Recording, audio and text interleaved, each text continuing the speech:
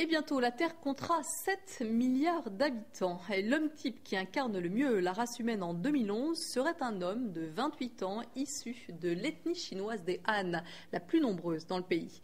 Le National Geographic définit statistiquement son profil, son âge, son sexe, son origine en fonction de dénominateurs communs avec le reste de la planète. Voyons donc qui est ce monsieur tout le monde, Agnès Monteux. L'être humain le plus représentatif de la planète se trouve en Chine et voici son portrait robot. C'est un homme de 28 ans, droitier. Cet étonnant portrait a été élaboré à partir de 190 000 photos superposées prises au cours des 10 dernières années. Et c'est un homme car ils sont un peu plus nombreux sur Terre que les femmes. Dans une grande partie du monde, il y a plus d'hommes que de femmes, pour différentes raisons. D'une part, pour des raisons de santé publique, des femmes meurent en couche, par exemple, ce qui n'est plus le cas chez nous depuis très longtemps.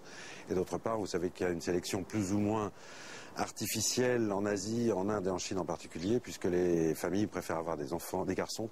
Cet homme moyen vit en ville, il est plutôt éduqué et travaille dans le tertiaire, signe du récent développement économique de nombreux pays.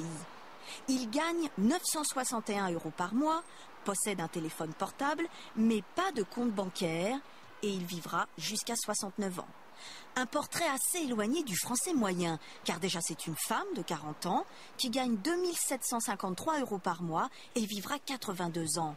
C'est un peu moins selon cette étude que les japonaises qui meurent en moyenne à 86 ans, contre 45 ans pour une afghane.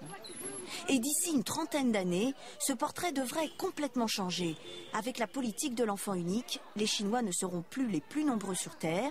L'homme moyen de demain devrait être un Indien.